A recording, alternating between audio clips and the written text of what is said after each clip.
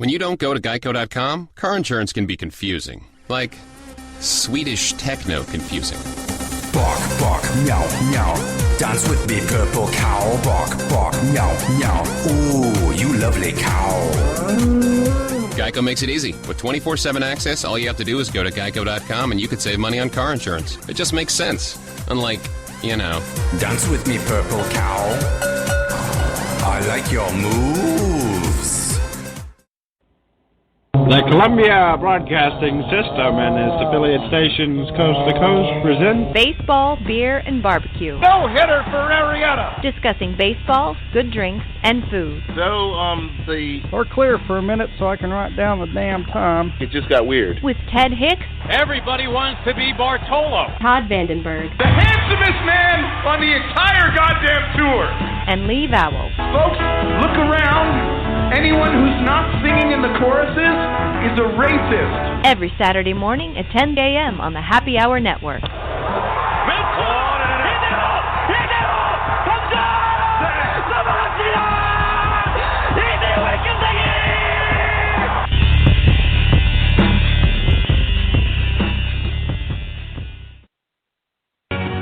Start the track and field you are. Start the track and field you are. Start the track and field our beautiful people. ISIS is honoring President Obama. He is the founder of ISIS. He's the founder of ISIS. He's the founder. He founded ISIS. And I would say the co-founder would be crooked Hillary Clinton. Start the track and field our beautiful people. And welcome to Baseball Beer and Barbecue with Ted, Todd, and Lee. Like us on the Facebook, follow us on the Twitter at Baseball Beer BBQ. We will talk at the bottom of the hour with Patrick Reddington of SB Nation's Washington National Site Federal Baseball. Ted, I'm not sure which one of you these are, so hopefully you will tell us where else we can be found. If this is Ted. Ted, Todd, tell us where we can be found. You can hear us. You can hear us on NGSC Sports, I-95 Sports Network, Back Sports Page, R Sports, XRP Radio, iHeartRadio, iTunes, Arena Sports Network, and where else, Todd?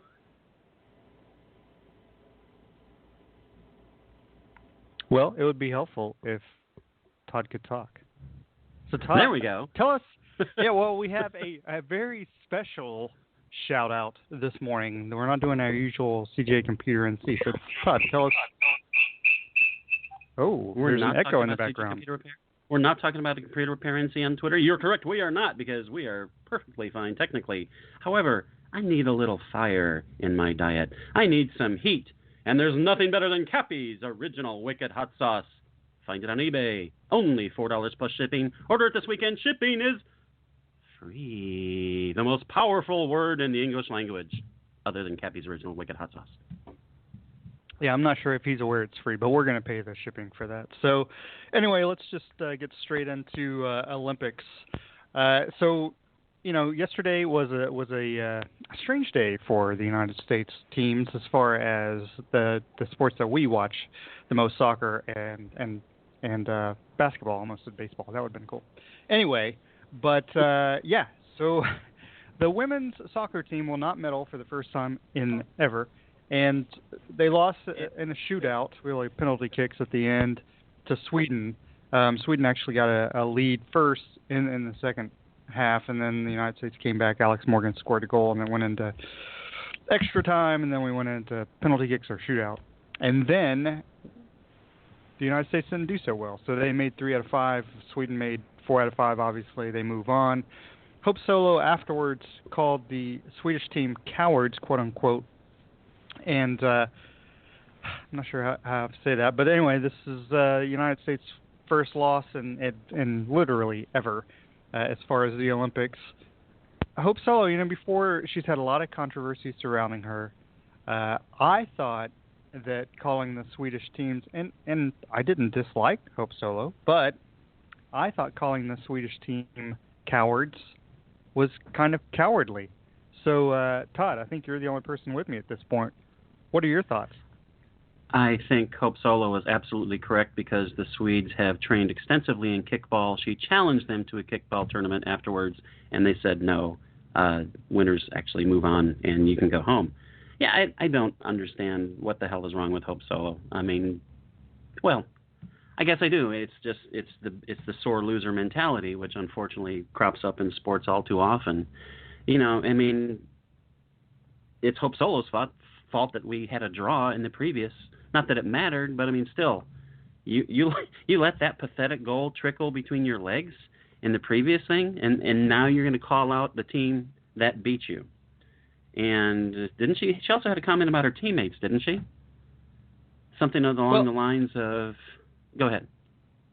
No, I was going to say that the goals she gave up, I don't feel like they were bad goals. It was more like her calling the other team cowardly. That the United States has a way of playing where they try to possess the ball. That's just their game plan.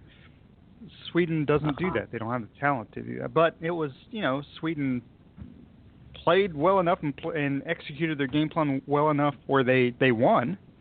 So I agree.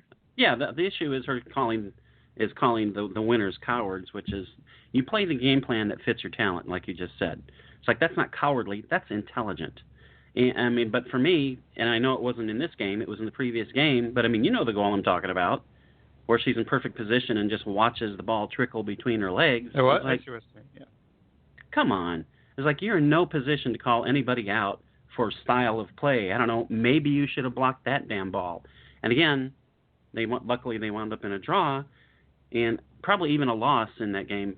They probably would have gone on to the next round. But I mean, still, if your play is perfect, you still don't have the right to call out another team for being cowards when they won. It's like, go home, freak. That's pathetic. That is absolutely pathetic to have that poor an attitude. Just. Good God. It's really sad with all the good vibes coming out of the Olympics, which we'll get to, that Hope Solo has to be a total D-bag and say something like that. And, you mentioned positivity, and Michael Phelps, he won a silver last night. I think that may possibly be his last race, right, in the Olympics. But this guy now has, and correct me if I'm wrong, he has 732 gold medals. That's correct. I think that's second only to Gordie Howe all time. But Ted is back, I think. Ted, we joked kind of that you were making several cameo appearances on today's show.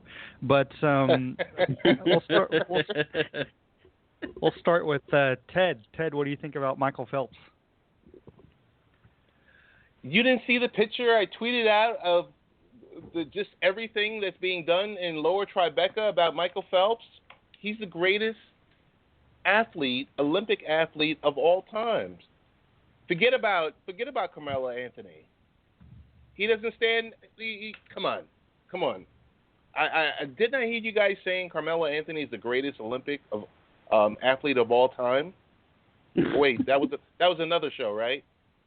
No, seriously, Michael Phelps is great. This guy's unstoppable. I guess the big question for me is... Can I jump in just about Carmelo Anthony? We're going to get to the U.S. basketball team. Anthony's not the problem with the basketball team. I do want to say that for the record.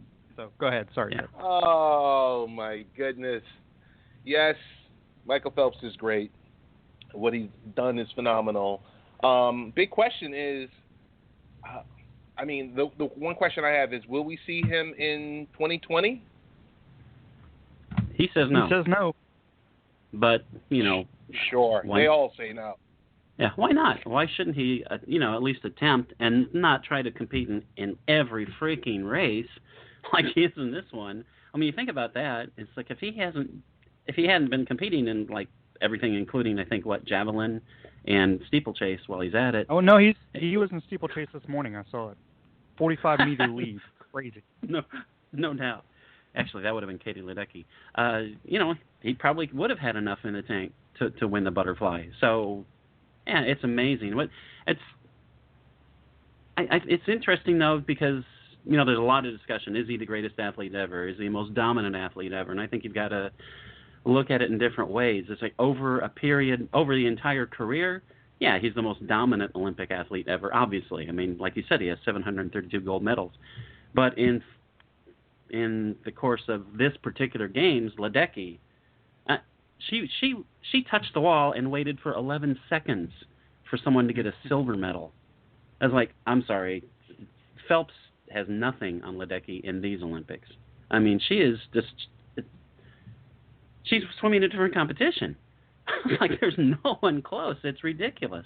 They were talking about it on a poor imitation of our show called Mike and Mike on ESPN the other day, and they said that you had to lay $2,500. No, I'm sorry, that's wrong. $25,000 for Ledecky in the 800 meter, and you would win 100.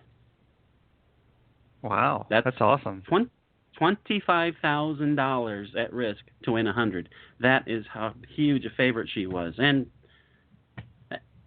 she could have drowned in the middle of it. Some of the lifeguards who have done nothing, lazy pikers, could have gone in, resuscitated her. She could have popped back up, and she still could have won. That's just that is dominant. That's insanely dominant. So, and I'm not knocking Phelps at all. How can you knock the guy with 732 gold medals? But it's over the course of, I believe he actually silvered when Leonidas took a lot of golds back in the day. So yeah, I mean, this guy is miraculous almost. The fact that he just keeps on coming back every 4 years and throws more medals into his bucket. But for this particular Olympics, Ledecky's untouchable. Do you think he has a bucket? Does he have like a real bucket that he just? Oh my God, he should. Wouldn't that be awesome? Just. This is getting old. That's what he said. It's like this is getting heavy. He should get Ryan Lochte to carry the bucket for him. That would be awesome. Talking about dominant, the women's gymnastics team at one point, had a 10-point lead, not just fraction of a point, but 10-point lead. Just crazy how far in front they could have done the same thing. They could have just we're going to take several events off just to rest, and they still would have had the lead. So. Medal count right now, we have the United States at 51 overall, 20 goals, China 13 goals, 38, and Great Britain hanging in there, 22, and Japan 24.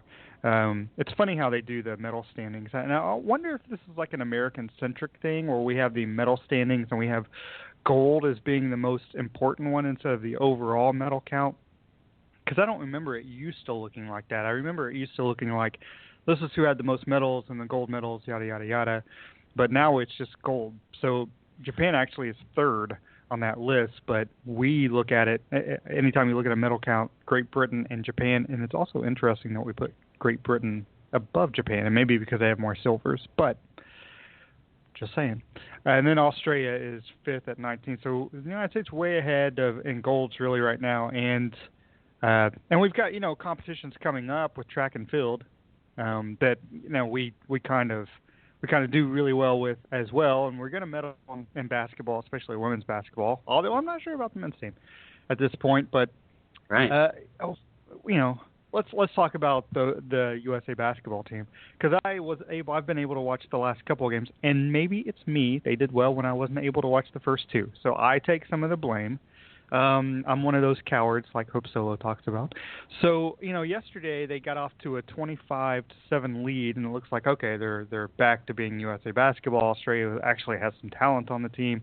Serbia was 1-2 coming into the game, but the game ended up being 94-91 at the end, and Serbia actually had a chance to, a couple of times, to make threes to tie the game, and it was just the United States, especially second quarter on, really became more of a when they move the ball around, when they get out in transition, which they didn't do very well yesterday, and they definitely didn't move the ball around. When they move the ball around, it's like, man, but they had defensive breakdowns. It's not that they're sloppy on offense. It's not like they're throwing the ball away or making a lot of turnovers. They're just not fluid. And if it's not for Kyrie Irving, they literally could have lost the last two games, which is crazy to say because literally they have the 12 best players on a team in that game. And obviously the other countries play probably longer together. But, Ted mentioned Carmelo Anthony, and applaud to Carmelo. He's now the leading scorer all time in the Olympics for the U.S. men. And, I mean, he's doing what he's supposed to do. It's Klay Thompson is god-awful. Sit that guy's ass on the bench. He's 1 of 6 yesterday. And it's just like he'll make that first shot. I don't know. It's very poorly put around. I was thinking about it, and I want you guys to give me the feedback on this. Obviously, you've got great players playing in this game, but you think about the players that are not there. And I'm not blaming them for not being there. LeBron plays a lot of playoff games, Steph Curry, but you don't have Steph. You don't have Anthony Davis. You don't have, LeBron James. There are players who can make up almost another entire team to replace this one, and they may be better. So what do you guys think about that? I don't think there's any question that they would be better. They absolutely would be better. Basically, it boils down to your eternal hate for Coach K and his lack of ability to turn this into a cohesive team, and that's all there is to it. So I know where you're coming from. I get it. Well, I know what you're pulling at here.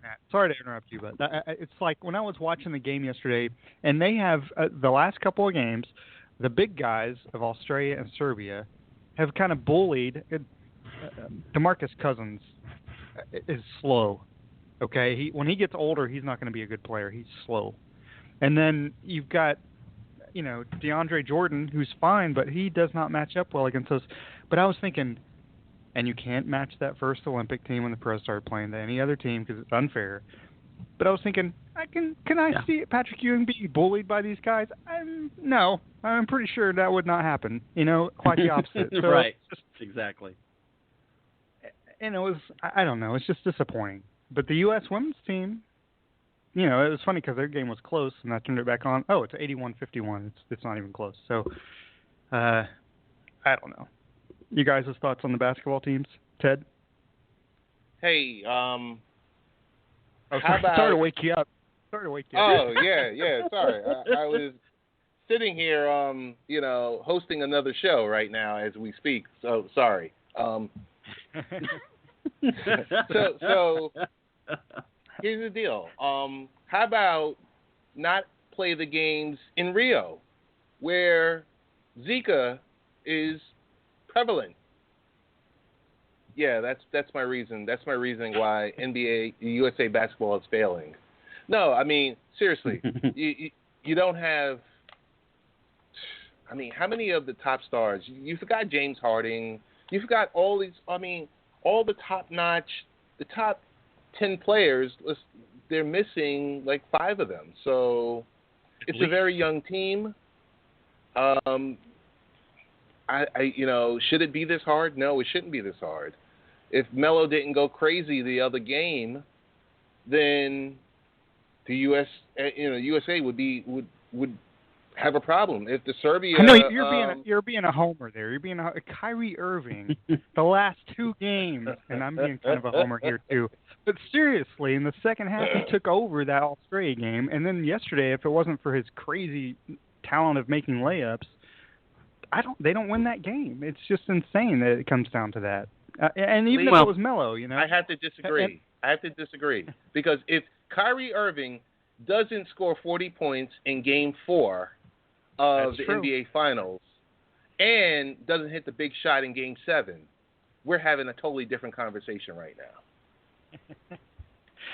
Well, very true. I'll say that I was watching the game yesterday, and I was thinking there's 3 Warriors on this team, and I know you're going to add Steph to that, and they're going to play together, but that doesn't look like the team that's a shoo-in to make the finals next year. I'll just say that.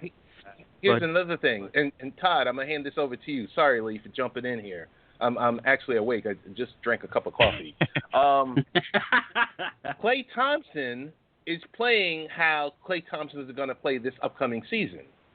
True. He's got ghosts. He's got shadows. He's looking behind his back because you got Durant, the overarching Durant, that's going to take all his shots away. So this guy is, I don't know. He's straight bait by mid-season. Well, just watch and see. Watch and see. This guy, he's concerned because everything you've heard in the media about him is, I'm not going to play a different way. I'm not going to lose different shots. Whatever happened to, let's do what's best for the team? I mean, come on. Todd, Yeah, I'll hand it over to you. to an extent, he's playing the way he played this past season.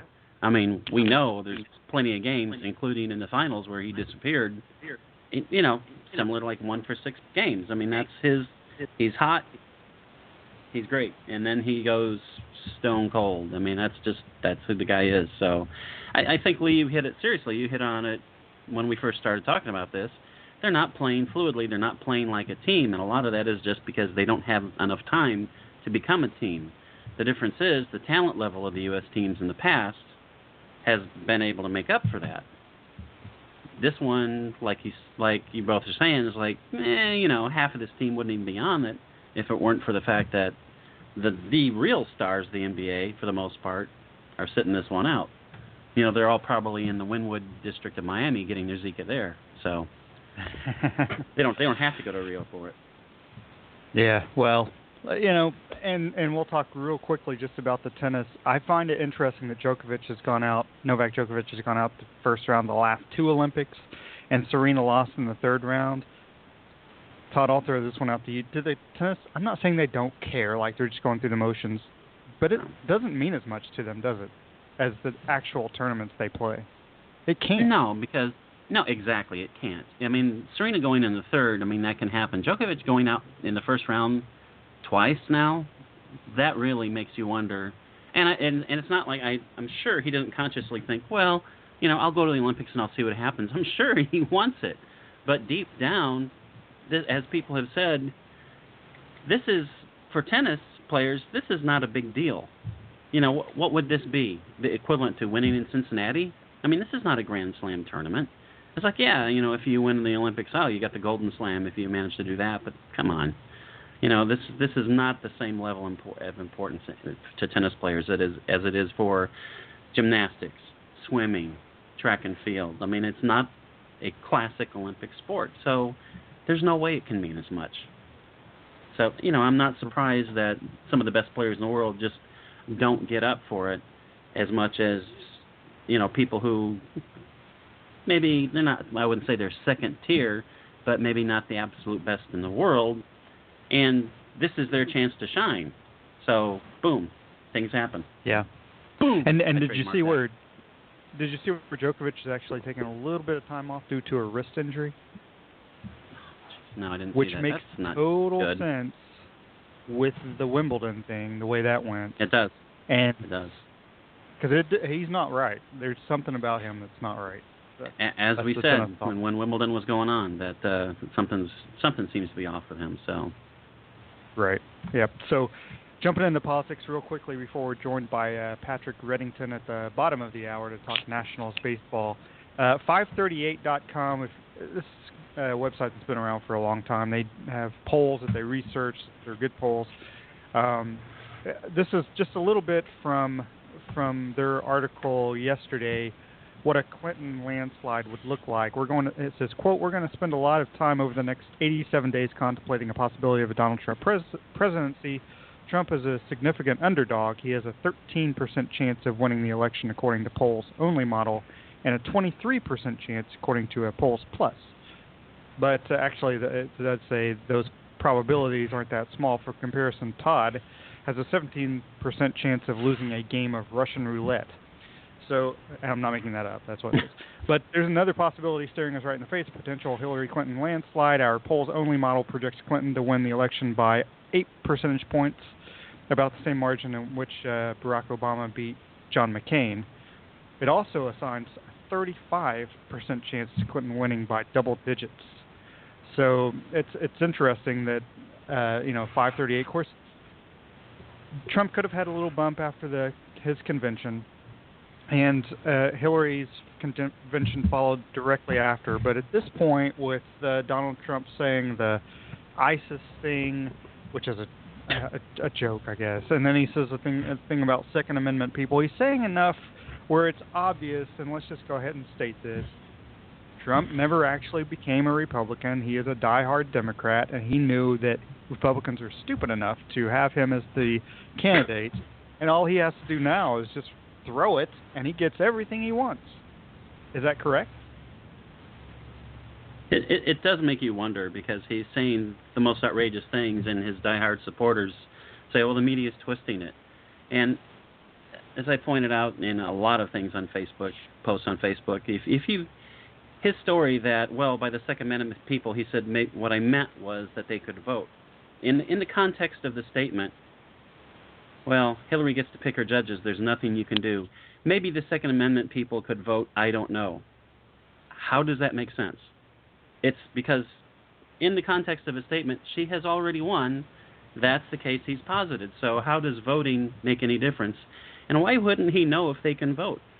Hasn't he been trying to get people to vote for him for years? So, it's logic.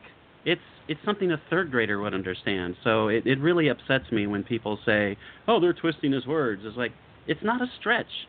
I don't know what he meant, but he didn't mean vote. I mean, if he meant vote, he thinks so incoherently. Do you want this guy to lead the nation?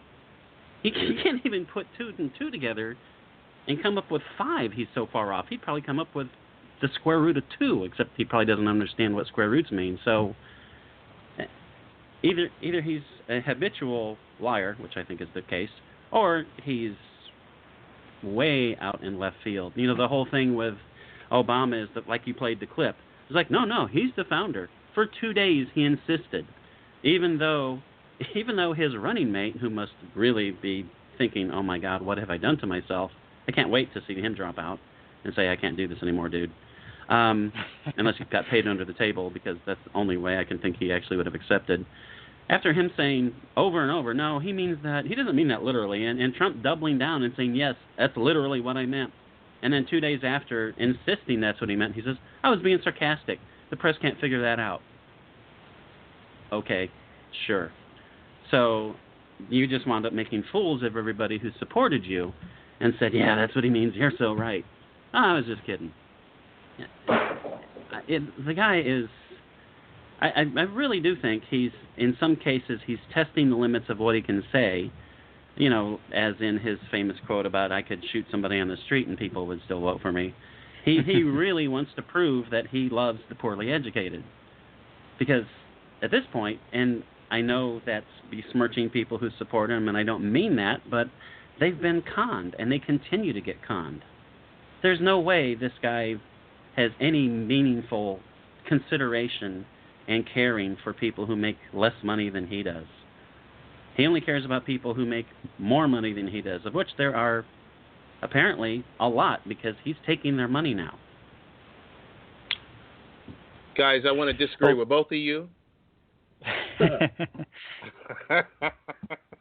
want to just really quickly. I just want to disagree with both of you. 538 was a great website when it was part of the New York Times. Not now. Hold on one second. And I do want to say this is brought to you by Fox and Friends member Ted Hicks. Oh, you talk about a soundbite in Trump Towers. You want to talk about a soundbite? I'm going to tell you. 538 was a great site when it was part of the New York Times. When it got purchased by ESPN, totally in the you know what. Todd, I will agree with you. This guy, it does appear like he's trying to throw this thing by just making these outrageous comments, but part of you kind of thinks he really isn't. But it's just comment after comment. The ISIS, the this, the founder, the new stuff he's saying. The Second Amendment deal. The Megyn Kelly, my colleague Megyn Kelly. No, but I mean, come on. I mean, if this clearly isn't day and night, I don't know what people are looking at. And you can blame the media, and Giuliani can come on and say, you're misreporting things. This is terrible. This is a terrible election. I believe he said misremembering is what he said.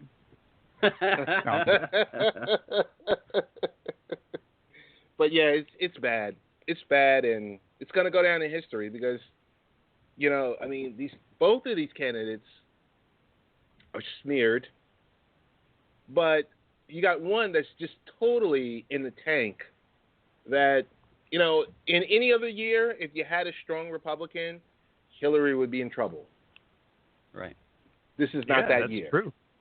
Absolutely. And absolutely. And conversely, if you had someone who's not so easily smeared at the Democratic Party, like, for instance, if Joe Biden had been running, it would be, what, 18%, 20% lead for him over Trump in the polls? Yes. Totally. So it's amazing. It's a very, very weird race indeed. And the rest of the world is looking over here saying, what the?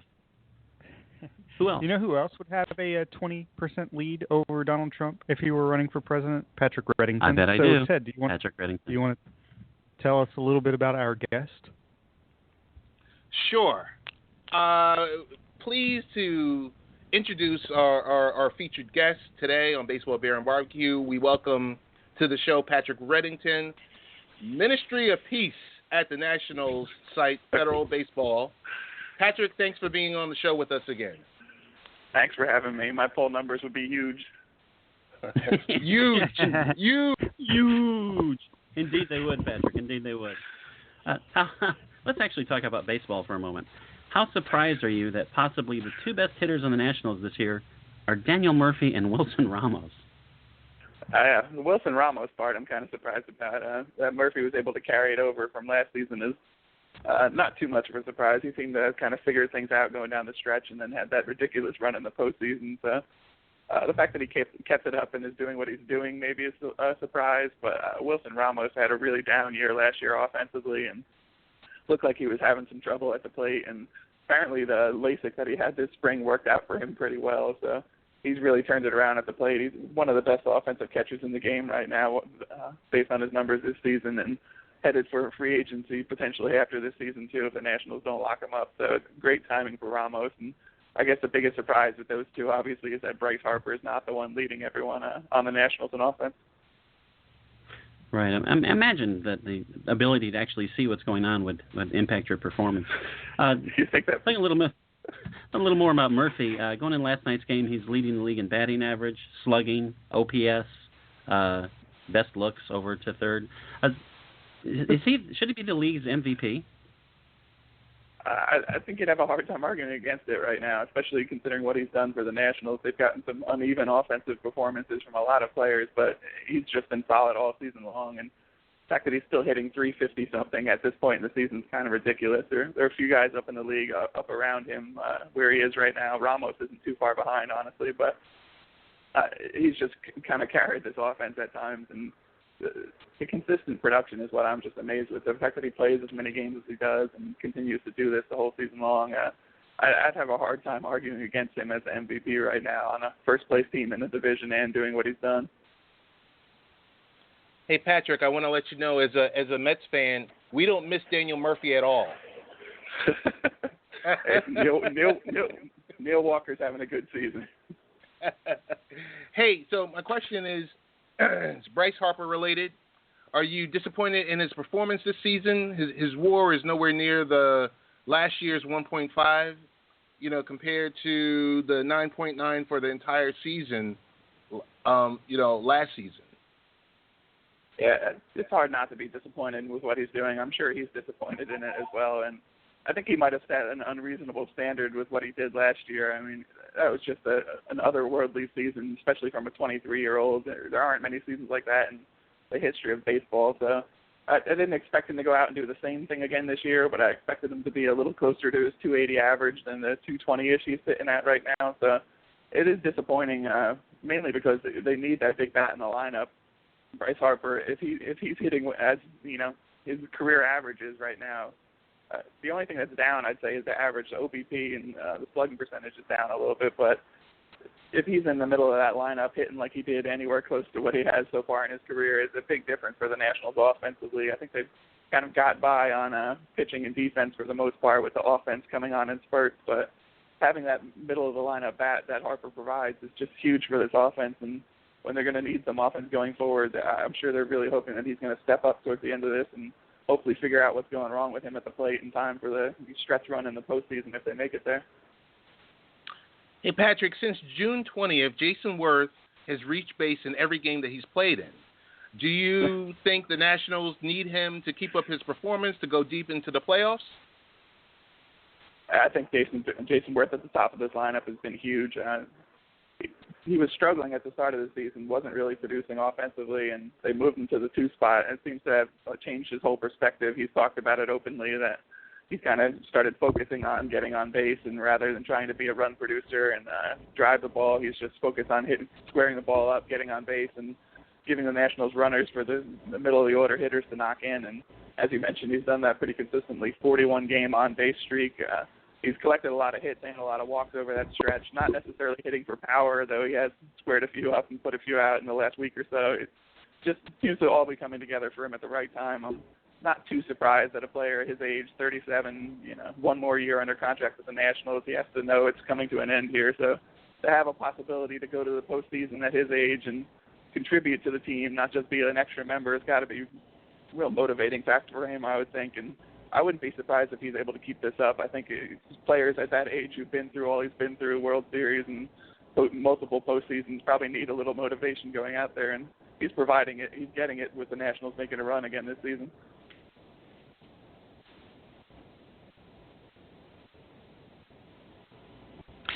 So, and again, we're joined by Patrick Reddington of Federal Baseball talking about the Nationals. And when I sent out this show sheet yesterday, I take the blame for this next question because Steven Strasburg did not have his best outing yesterday. But before last night, Steven Strasburg, Max Scherzer, and Tanner Roark had combined for 39-15.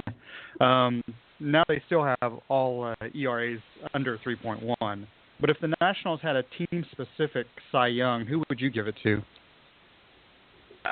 I'd give it to Strasburg. I think Strasburg just been a dominant pitcher. He's run into a little bit of a rut, as you mentioned here. Last 4 or 5 starts, he hasn't been as like that as he was the previous, but he was unbeaten in his first 17 starts, 13-0, and I think 21 starts overall going back to last season.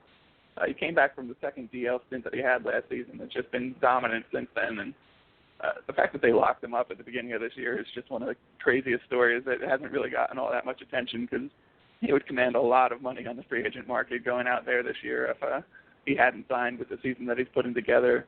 Max Scherzer's just been a little bit too susceptible to the home run ball for my taste. He's had a great season other than the home runs, but he has given up a lot of blast this year.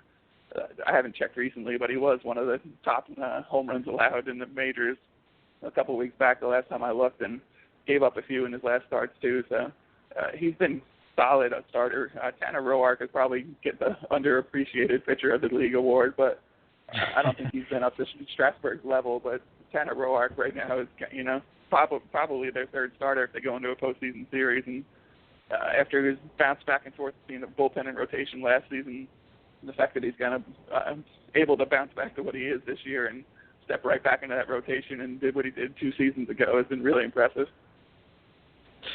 Yeah, and closing games was an issue there for a while. And Jonathan Papelbon no longer closing, and of course they weren't able to go out and get Chapman because they didn't want to give up so much for Chapman, which makes sense. But how much more comfortable are you now late in games with Mark Melancon closing? Yeah, a lot more comfortable.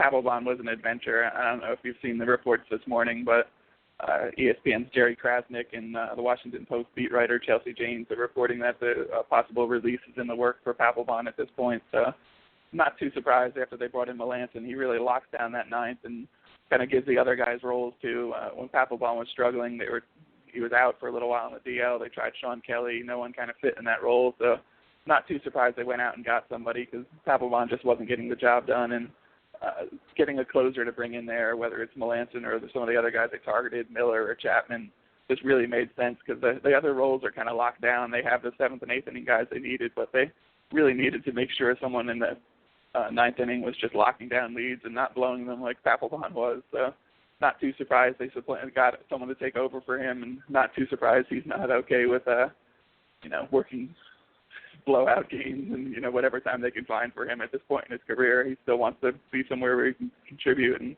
I'm not sure he was going to be able to do that in D.C., so not too surprised with the latest news on that. Patrick, I know you're kind of concerned because the Mets are like right on your heels right now. So are there any September call-up possibilities for the Nationals that could make an impact on the NL East race?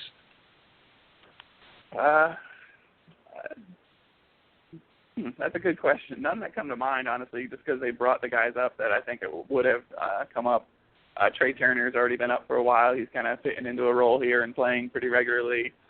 Lucas Giolito, I don't think with his arm history, having had Tommy John surgery, they're going to use him out of the pen, and I don't think he really fits well in the rotation. Mike Rizzo has talked about possibly using him and Ronaldo Lopez, the two top pitching prospects at this point, in different roles wherever they're needed going forward. But I think Ronaldo Lopez, who's going to start tonight, could end up being a real impact player out of the pen if they bring him up again full-time in September. I looked at him as probably the guy who can make the most impact. I think this guy has a 100-mile-an-hour fastball when he's starting and still has it 4 or 5 innings in. So if you kind of harness that and put him in a relief role, he could really solidify the back of the bullpen. Like I mentioned, I don't think they're going to do that with Giolito just with his history. He's never worked in relief before, so it'd be kind of hard to throw a guy who's come back from Tommy John into a relief role and ask him to do that in high-pressure situations. So I think Turner's already up. I think he could have a real impact in the postseason. Ronaldo Lopez is the guy I'd look for who could really fit into a different role and maybe make a difference. Patrick, Ted mentioned his woeful, pathetic, and god-awful Mets. What team do you see as the toughest to overcome for the Nationals, other than, of course, my surging and mighty and powerful Miami Marlins? Seriously, what team do you think is going to be the toughest one for the Nationals to overcome to get to the World Series? Are we talking in division or the potential just get to the series, opponent? yeah, potential postseason, right. Yeah, the Giants have caused them lots of troubles over the year.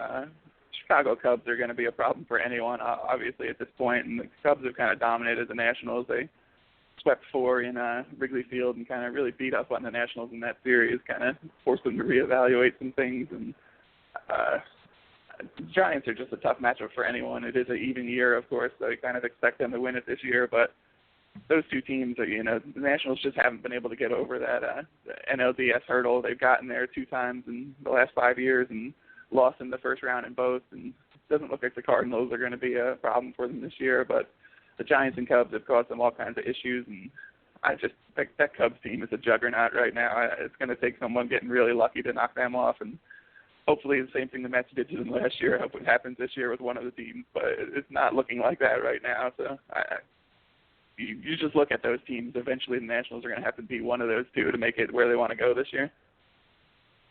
Right. The most important question of the day, what made Northern Exposure such a great show? Aside from Rob Morrow's fantastic acting. Yes, aside from Rob Morrow. Was it the haircut? Was it the pixie haircut?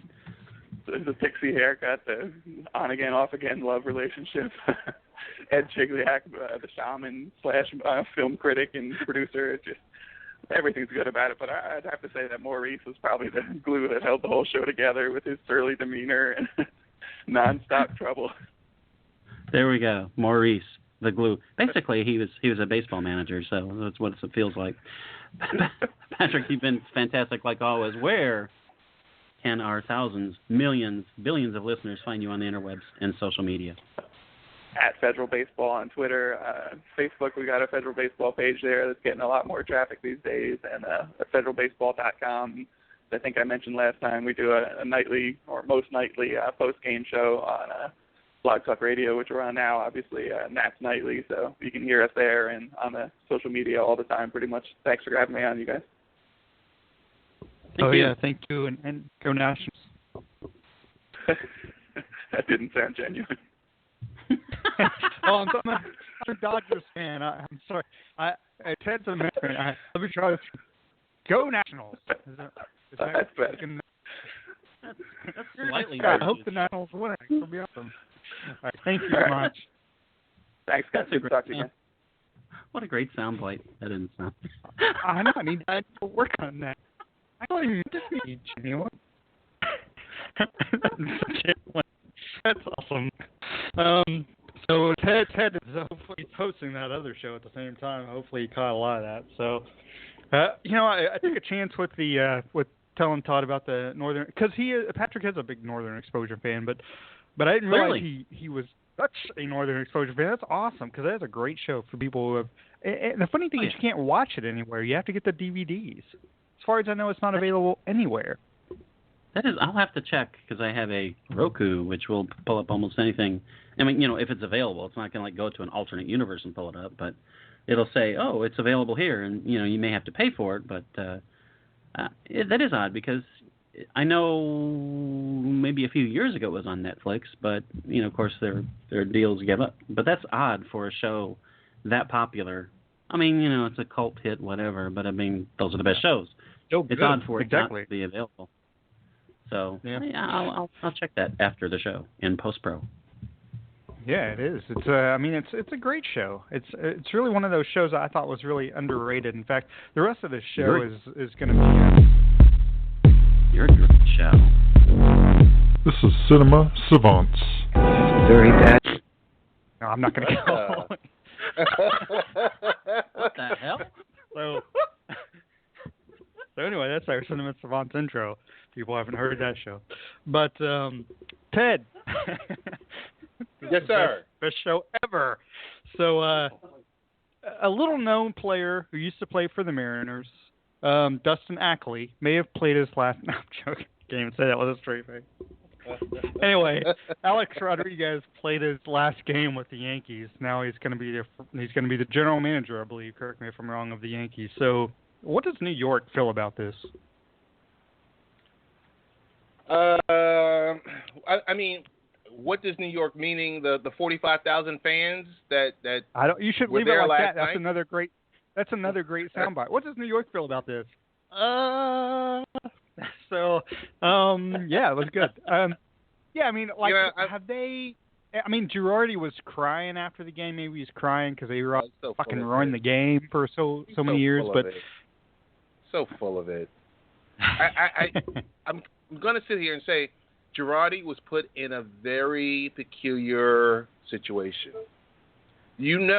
Anytime, because we've all been middle management where the higher-ups are telling you one thing and the people that you oversee are telling you something else, and you're just like, what do I do?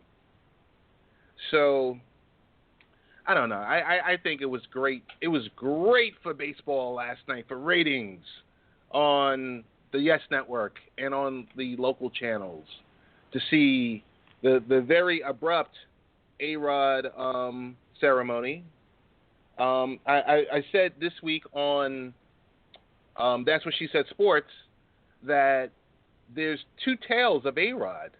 There's that, the young guy that was like the hottest thing out there that everyone loved. And then there was the guy that was, I guess, unable to deal with those type of stats that he had come up with the earlier part of his year, felt pressured because of the big money contracts, and decided to go down, that other path. That other path that led him to contracts that led up to $475 million playing. A-Rod's gone. He's not really gone. He's going to always be lurking, kind of like the way Barry Bonds has lurked. I just hate to say it. That's the way I feel about it. I mean, New York is indifferent. They're just like, okay, you got some fans that are like, oh yeah, hey A-Rod, but there's no love lost like when Jeter's last game.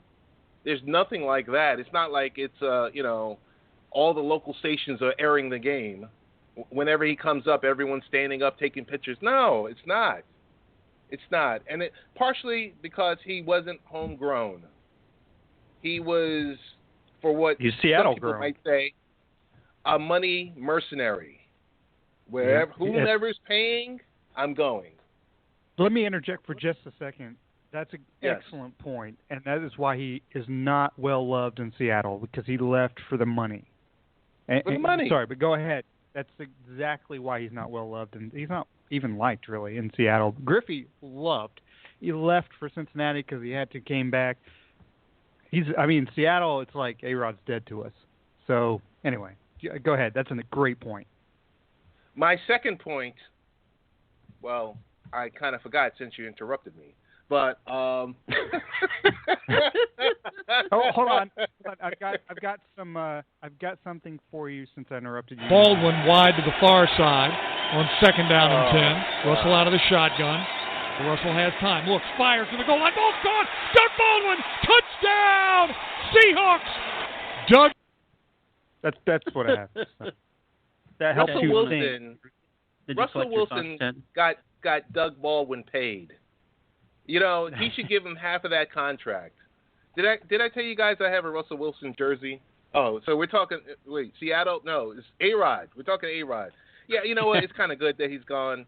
And I dare any team, Todd, Miami Marlins, who we're hearing that he can possibly go, I dare them to try to touch him before December 31st, 2017, because you're going to have to eat some of that remaining $21 million for next season. This talk about the Marlins picking him up is like, okay, first of all, you play in the National League. Maybe you have forgotten that, and this guy's a DH. And he's a crappy DH. He's a bad DH. In the second half, after his fantastic 1-for-4 performance with a double last night, he's hitting 103. He's slugging 205. His OPS is still under 400. And in case you haven't noticed, you're in a pennant race, Marlins. You really need a frickin' DH on a National League team who is slugging 205 in the second half? Is that what you want? His first half performance was astounding. His OPS is 642. That's like a bad shortstop. And this guy can't play the field. Is that what you really want?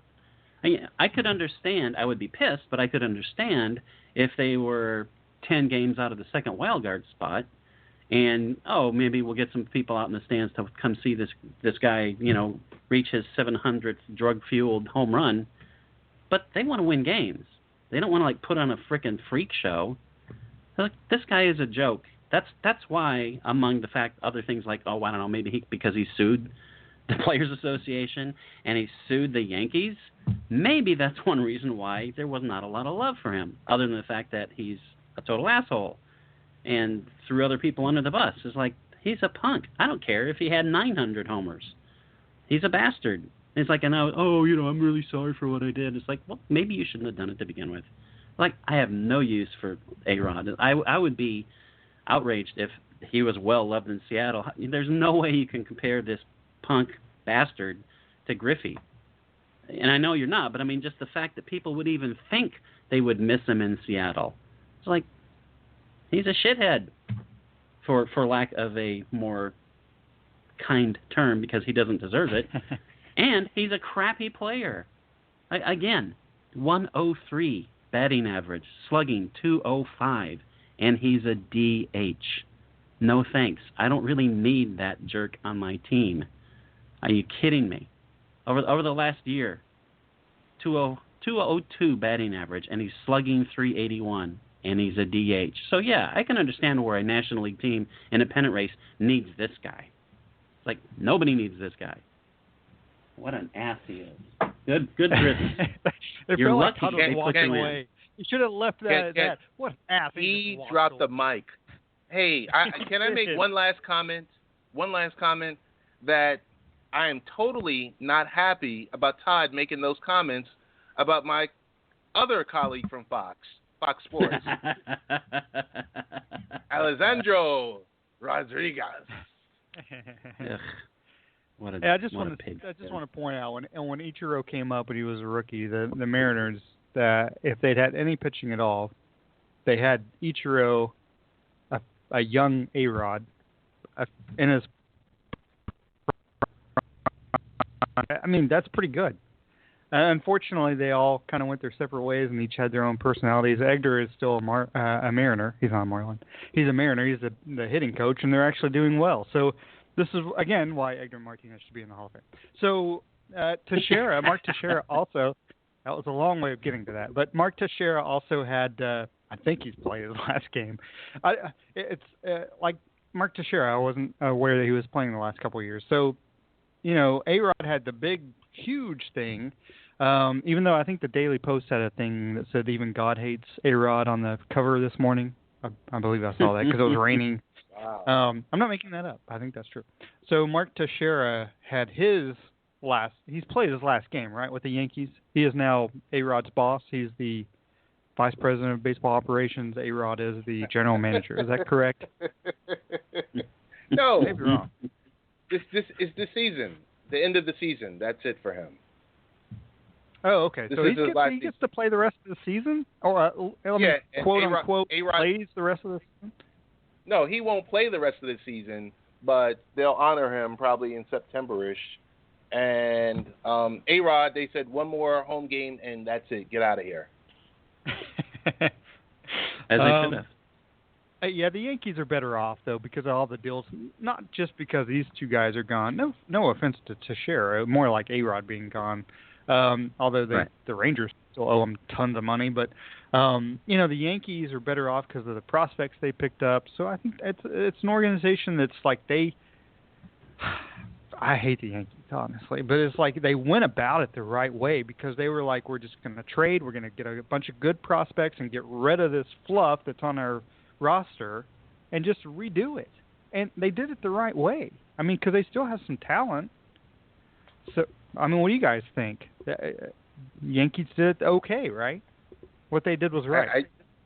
I think that what they did was right, and where most teams take a couple of years to rebuild and wait, they just fast-tracked it and reloaded and just said, let's get everybody out of here. I mean, I think next in the queue to go is McCann. Somehow, some way, he's going to be gone if he's not gone already. And then you got CC, which you're going to have to eat most of, when you say CC, you say eat. But I was going to say. I was thinking drink beer, but... oh, come on, Lee. Sorry. He's suffering with an addiction. How dare you? You're so awful. He makes a lot more money than I do. That's how I do it. You and me and Todd, both. I mean, this guy's making 27 mil to pitch possibly 30 games a year, and this guy is just horrendous. Good grief. That's a lot of keggers. So, you know who is horrendous is the Chicago Cubs, again in last place, as they are every season. They lead. It's funny because the Cardinals are in second place, 14 games back in the NL Central, which sounds like a joke, but that's true. You can look it up. And the Pirates actually are fewer games in the loss column, 14 games back of the Cubs. The Cardinals are 15 games back. They have. I was looking at these stats yesterday. They've outscored the last place Reds, who they lead by 26 games. So the Reds still have a chance mathematically. So they've outscored the Reds by 84 runs.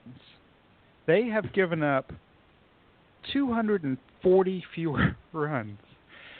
240 fewer runs than the Reds. It sounds like a joke. But the run differential, because the Cubs have won 11 straight games, and they might win out the rest of the season for all we know. Their run differential is 200, and second place is the Nationals, 133. The Nationals having a great season for themselves, but the Cubs have outscored them by 67 runs. So we had a lull in the middle of the season about the Cubs. I mean, they weren't awful, obviously, but now they're back to being the Cubs that started the season. How much in the playoffs do you fear this team? And I mean that not like they have a great record now, they lead their division by so much. They lead Major League Baseball by like 5 games. And their run differential is so great. But you still are playing that team with Lester, Arrieta, whoever they want to throw out. There are teams that match up. Well, if the Mets make the playoffs, the Mets pitching matches up against the Cubs. I mean, how much do you feel people should fear the Cubs based on their regular season, Todd? Do they have any holes? They don't. Well, I mean, they really don't. They still strike out a little bit too much. Now they've got the Chapman, but I mean, if you're starting pitching in it, we see the Mets last year starting pitching against starting pitching. Now the Mets are a game under 500. Am I looking at that right? They're really a game under 500. Yeah. That sounds crazy. Sorry, Ted. I have no idea. Yeah, they are. They were, no, they are. It's official. They could still go on a run. And I'm a Dodgers fan. They're done. Well, I'm a Dodgers fan. If they make the playoffs, I don't, especially with Kershaw not pitching. Who knows how healthy he's going to be? I don't fear the Dodgers going into the playoffs. The Giants, yeah, and the Cubs. But I mean, That's a good point, Todd. Maybe they don't have any holes. Like, they literally are not great in every area, but they don't have any holes. Right. And I think that's why you fear the Cubs more than anybody. I mean, it's just, certain matchups in postseason, absolutely. I mean, the Mets did it last year, but the Cubs are a lot better this year than they were last year. They're a much better team than they were last year, and they made the playoffs. And whether, I mean, if the Mets get right, then they certainly could. And that rotation is really, really scary, obviously. Or, if they go further, I mean, there's a really scary rotation in Cleveland, as we know. So, I mean, there are rotations out there who might be able to shut down the Cubs. But like you said, look at the Cubs starting pitching. Look at their pen. I've got more faith in the Cubs being able to manufacture a run. I mean, and I hate to bring up the Mariners' loss because, and it's just one game. But, I mean, look what they did in that game. It's like there's nothing that Madden can't freaking think of to do that he won't do, and usually works. I mean, it's really scary, and I mean, and that's the ace in the hole. When we were talking about, hold on, I did this to Ted earlier. I'm going to mute Todd for a second. Todd is still upset that the Mariners just swept the Tigers. So, but go ahead, Todd. What were you saying? Yeah, I'm not really thrilled that the Tigers were really rolling, and now they're falling apart again. But it's and what a matchup. And, I had to think about that. Did you see, I mean, you knew what the pitching matchup was, but did you see any national buzz about Verlander going against King Felix? I didn't see anything about it. Yeah, I didn't either. I think because Felix has been hurt and Verlander, people have forgotten about it, and he's having a great year, really. I mean, I would take Verlander on Mariners or Dodgers, either one, but and even that was a good matchup, too. I mean, as it turned out. Yeah, exactly. It wasn't a blowout. If Nelson Cruz hadn't hit that home run, who knows how it turns out. 3-4 years ago, it was like, oh, my God, these guys are pitching, and, like, there's no news about it because of where their teams are. And like you said, Felix has been hurt. But anyway, back to the point of the Cubs, it's just, we talked about 2 years ago when Madden first went there, how many games is this guy worth? Just not changing the talent, just putting him in, and we're seeing how many games he's worth. It's crazy, the stuff he's able to do. And it's what he gets out of the players. Because the players, obviously, they are all in. I mean, you see that every game, whether they win or lose. I mean, these guys are out there to play, and they play hard. And obviously, 32 times more often than not, they win. So, pretty scary team to face. It's not exactly a Katie Ledecky thing, I don't think you're going to win $100 after you pay $25,000 on the Cubs. But and obviously in baseball, there's no sure things, but they're the scariest team right now. And they are, and that's the point is that Jason Hayward, who's having a really bad season, right, for the Cubs, 226. I mean, he's never been like the home run hitter. His WAR is still 1.5. He has a positive WAR, and he's like the drain on the team offensively sometimes. So it's like, it's one of those. They're not. It's not a destiny thing with the Cubs to me because it's a matter of. It's not like they've gotten lucky. They beat teams. They pummel teams. They're a really good team, and they're going to be a really good team in the playoffs. But again, as we saw in the playoffs, and with Major League Baseball, a short series, it could go either way. So it's interesting. So Prince Fielder, Todd's favorite player ever. That's a lie. I just made that up. Prince Fielder is also gone. So how odd is it that we have so many mid-season career-ending, like Teixeira, like A-Rod, like Prince Fielder? Usually at the end of the season, it's like, I'm gonna retire. Sandy Koufax is like, what else can I do? So but how many? I just had to throw a Dodger in for no reason actually. But how odd is it that we see those players retiring? Just after the All-Star break. Really, it's August 13th, and they're retiring. What are these players putting into their bodies is a better question. A lot of Gatorade, I think. A lot of Gatorade. Yeah, Wompers, Gatorade, Cheez-Its. Cheez-Its are also very important. And from what I understand, Mark Teixeira has never taken any kind of PED, but he does use Cappy's Extreme Hot Sauce, which you can buy on eBay. How about we listen to these presidential candidates and we listen to these CEOs and we hear about 401ks drying up. What about Prince Fielder? He's walking, and he's got a guaranteed $106 million that's due to him to be paid to him through 2020. That talk about a retirement package. Whew. Do you think if they awesome. retire, they should drop the guaranteed money? I mean, and I'm not saying that sarcastic. You signed a contract, but you retired. You chose not to fulfill that contract because of an injury. You can no longer play. But he can come so back. Insurance kicks in. I mean, not in his case. He can't come back, but some other players might be able to come back. I'm just curious from a financial aspect, and our guest in just a moment will be Dave Ramsey. But I'm just curious from a financial aspect. You know, if a player retires, should they get that money? It's an interesting conversation. For another conversation, maybe for late night parents instead of this show, because we're not Ted's smart enough, but Todd and I are probably not smart enough to figure out the financial acumen of actually, bringing in. Playing to. I'm getting a feedback from somebody's speaker, so I'm hearing myself in echo. I'm like, am I done talking? Do I really sound like that? That's god awful. Somebody else talk. I would just say, as strong as the union is in baseball, that's never going to happen. It would make sense. It would absolutely make sense. Obviously, like Ted said, not in the case of Prince because he is physically unable to perform. But in a lesser organization. I'm thinking of you, NFLPA. That money's gone.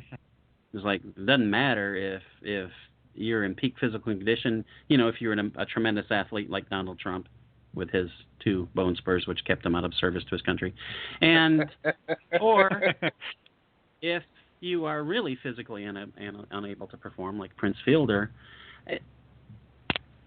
It's just the fact that the union, thankfully, and in the Major League Baseball is so strong because they had decades of them being, just turned into cannon fodder, basically. So, they are the product, more power to them.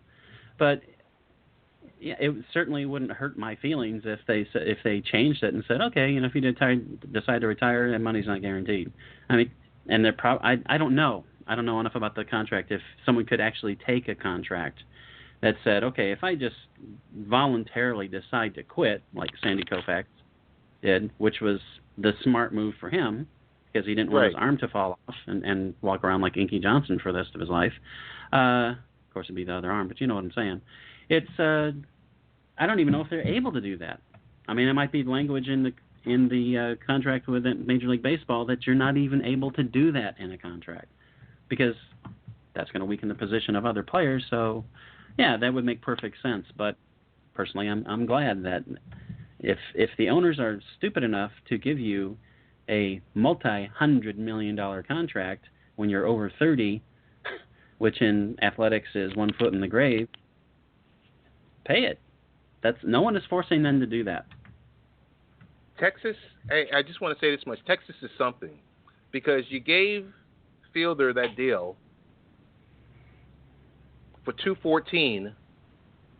He was well past 30, and physically, you knew he wouldn't be able to complete that contract. That's number one. Right. So you're on the hook for $100+ million. Okay, the A-Rod deal, which $36 million of it was deferred at 2% interest, they began paying last year. So for a 10-year period, 2015 through 2025, they have to pay A-Rod. But I think in the game of Major League Baseball, it doesn't matter because these billionaires, this is a game to them. They're getting so much money that they don't mind paying out these type of deals. And as crazy as it sounds, because they're not making the amount of money that the NFL owners are making, but just think about it, 16 games versus a 162-game season. And we can all do the math on that. That's a lot more. And just for the fun of it, Jose Altuve for 2016 is making $3.5 million. So it goes to put stuff in perspective. I mean, that's always been, I'm a big fan of Bundesliga starting the 26th of August, and Bayern Munich, right? So, but it's funny that European soccer fans and management, they always try to pay the player based on how much they think they will be worth in the future of that contract, instead of, you've been great for 10 years for the Mariners. We're going to invite you to come to the Indians and pay you $200 million past your prime, which I think is an interesting aspect, because it's the smart way of doing things when you're paying a player based on what you think they will be in the future, instead of, we're going to have to try to get you. It's the American system. It's like we're basing our pay based on what you've done in the past, not based on what you will do in the future, and you're already past your prime. So it's an interesting aspect, I think, on how American sports pay people, because, as Ted just pointed out, the Rangers are paid Fielder at a point where he should have never had that money in the first place. Now, you can't retroactively pay somebody, but you also should probably play it smart, but you can't, right? In any sport, as far as North America, I mean, you can't play. Hockey does it a little bit, but I mean, in the professional football, in baseball, in basketball, basketball actually does it kind of a smart way too, because they're willing to take a chance on a Kevin Durant going to Golden State for 2 years, thinking hopefully we can re-sign him max when their contract's reworked. Baseball and football just do it. Maybe baseball is the worst. It's going to hurt them in the long run, is it not? It is. Because baseball, it is. They don't have football doesn't even guarantee the contract could be fully guaranteed. You can cut a player and get some of that money back in a way, but baseball, it's guaranteed. I mean, I love baseball, but it's long term. 50 years from now, you're not going to be able to do that. As Ted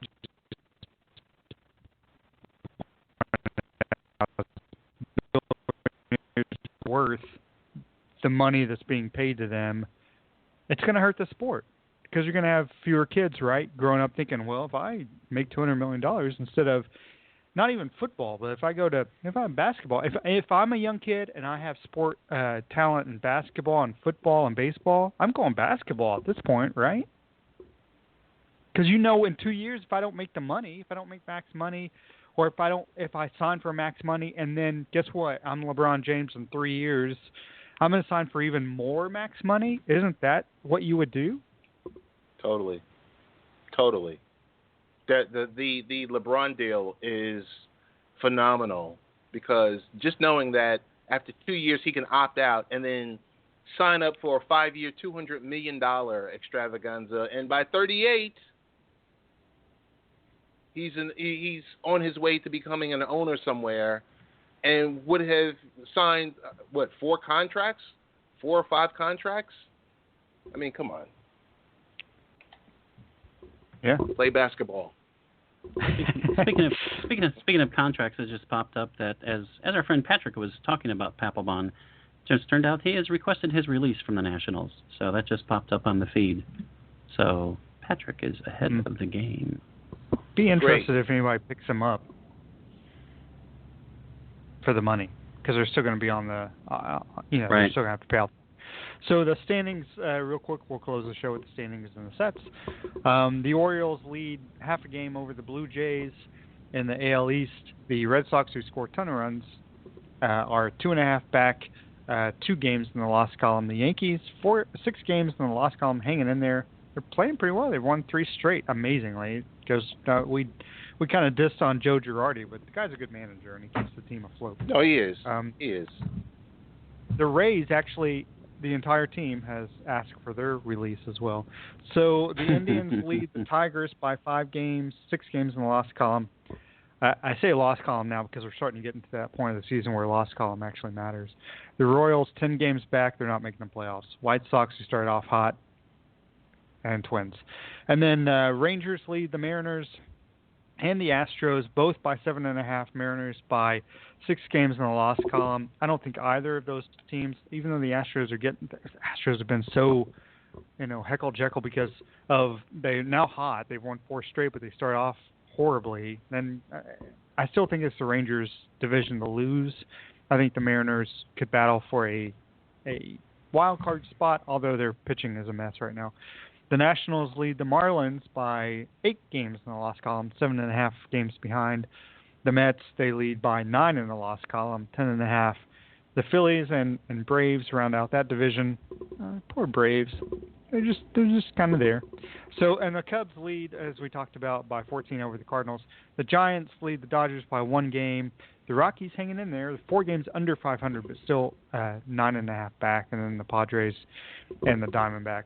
Diamondbacks are minus 111 run differential this season. And then, as we move to the stats real fast, Daniel Murphy of the Mets, the Nationals, leads the league in batting average. I'm just kidding. 348. Yeah, I could say a lot of things. Yasiel Puig. He's a great player. Let's just demote him in the middle of a pennant run. So, Daniel Murphy, 348 for the Nationals.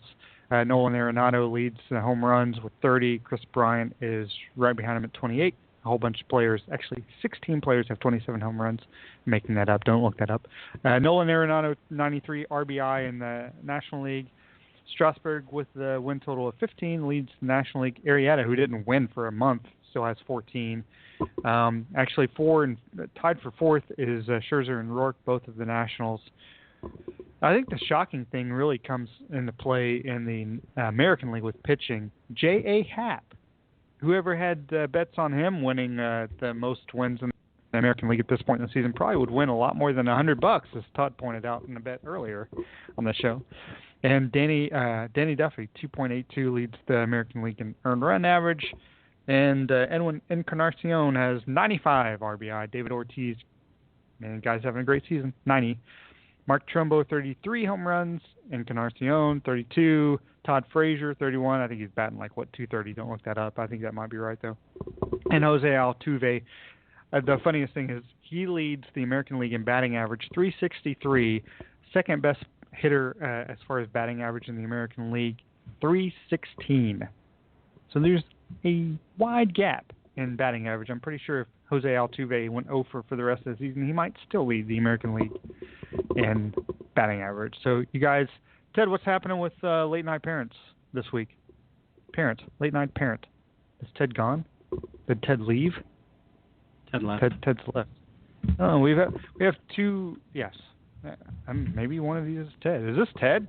Hello? How are you? It's me, but not Ted. Ted did run away. Just again, to give everybody a heads up on Blog Talk Radio, we have 2 callers from 516-489-0489 on the phone currently right now as we speak. So, Todd, what's happening? What's happening with Coastal Karma? You're doing a brew pour, and you're going to steal some, put it in a growler somehow, and ship it to me. I don't know how you're going to do that, but you can ship it to me. And how are you going to do that, and what's happening with that today? I'm taking an overcoat, which won't be remotely suspicious in 94-degree heat in Palm Beach Gardens. But yes, that actually starts at 5 p.m., runs till 8 p.m. It's in Palm Beach Gardens at PGA National Resort and Spa. It is the Craft Beer Fest, and it is at 5. And the finest beer, of course, will be Coastal Karma Brewing. But there are just 150 different craft beers to be had. How are you going to put it? I guess that is on. But how are you going to put it in a growler and ship it to me? How can you do that? I'm going to take a jug, and I'm going to stand there, and I'm saying, I'm stealing this beer. What you going to do about it? And then I will be struck over the head. To do it. I'm curious about the logistics of shipping it to me. I will put it in a jug, and I will cap it with, bubble gum, because I won't have caps for it. And then I will put it in a box, and I will put it in a crate inside a box, and then I will put it in a truck inside the crate, which is outside of the box, and then I will ship it. And I'll probably just have to mix it all together. That's BS. Right. That's total BS. It really is. Ted's calling from his tin can. Ted is on there twice. You're literally 516-489, and then your phone number is on there twice. It's like I'm not sure who to. You've already given out my personal phone number across the internet, and people. You think the phone rings during the show, previously. Okay, it's going to be I at an apologize. all-time high now. My personal phone number is 865-200-9448. I have no friends. Please call me. Is that better? That's my personal phone. Oh my So goodness. Ted, what's happening with late night parents? We're not talking about that. We're talking about Todd shipping a growler, and he was supposed to ship me one of those double Scotch malts. I've been waiting for like a year for it. I always check the mailbox. Nothing's been there, and I'm hurt because I thought we were friends. You can just go buy MD 4040 at the grocery store or at the gas Mad station. Mad Dog 4040. No, Mad Dog 2020. Come on, get it right. Get it right. Hey, so got a lot of things happening this past week. We've been focusing more on race. We've been focusing more on crime and how getting people on the phones to talk about how do we deal with this epidemic called black-on-black crime. So we've had a couple of discussions with people, with ministers all over the place, talking about it, talking about the poverty level, talking about the divide, the educational divide. So it hasn't been your usual bubbly late night parent. And I also going to have a great discussion with Diversity Dad, just explaining how it is to be out there, a young father, and taking care of your kids and everything else like that, dealing with the types of issues that happen to some single dads. So that's what we're talking about. That's what's going on. And, of course, we're going to have the usual, got a few authors set up for this week, and just received a new children's book called Heroic Henry and the Nutty Bugs. We're going to have Miss Heather Finn on this week to talk about her new children's book. So all over the place, as usual, sports, technology, education, and we talk a few products that are coming up. So that's what's going on with us. We want to thank, once again, as we do every week, the Happy Hour Network for airing Late Night Parents. How'd you like that? And was that a promo? That's good. That was awesome. Yeah, and that's directed totally at Todd for allowing us to air that program. So, and we have, of course, starting today is, I don't know if the Jets and Dolphins actually play preseason games. No offense, I just don't keep up with them in preseason games. But I do know that the Seattle Seahawks have a preseason game today at 1:30 Pacific time and 4:30 Eastern time. So starting Tuesday, every Tuesday is the start of the Cover 32 Seahawks show, which will be at 7 p.m. Eastern time on Tuesdays, 4 p.m. Pacific time.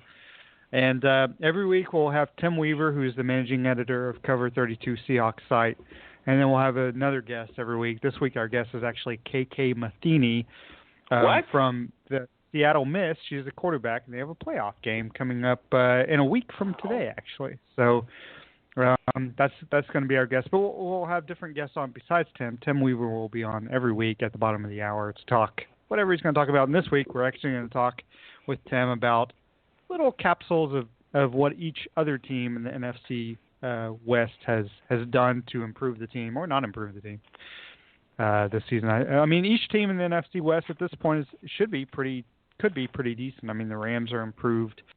They got the number one quarterback. The Cardinals are good, of course. The 49ers have a football team, and then Seattle, of course. We'll talk more Seattle. So that's what's happening, and then we're still trying to figure out next week's show as far as baseball, beer, and barbecue. We'll get back to you guys about that, but I think we've all got stuff exciting happening, right? I mean, Todd's going to pour some beer so he can ship illegally to Ted and myself, and Ted has Late Night Parents on Wednesday, and then Cover 32 Seahawks show on Tuesday, and then back to baseball, beer, and barbecue. So anyway, thanks. Anybody got any final words? I just want to say you guys have done a wonderful job with Cover 32 Seahawks show. I got to tell you.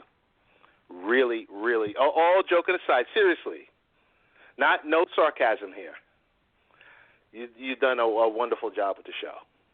I appreciate that. When you first started talking, I thought you were going to say "Go Hawks," which is what Kevin says at the end of every show.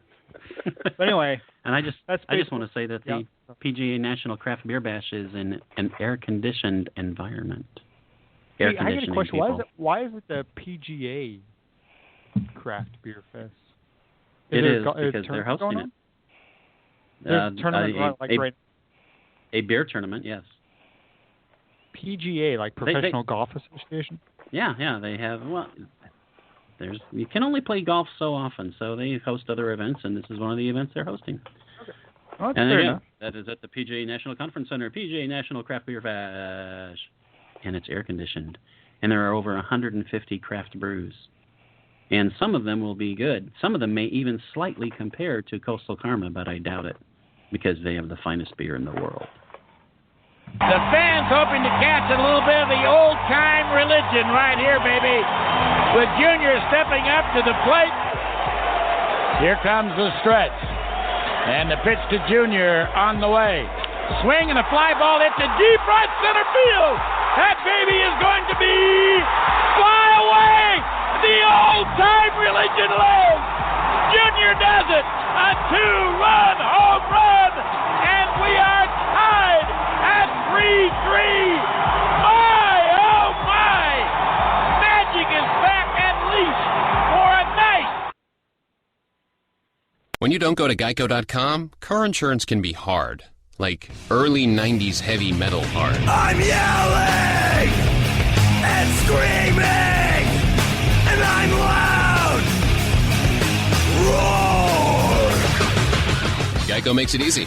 You can review and update your policy or report a claim on Geico.com or the Geico mobile app. Because shouldn't we all have a little less stress in our lives? I'm not even upset about anything.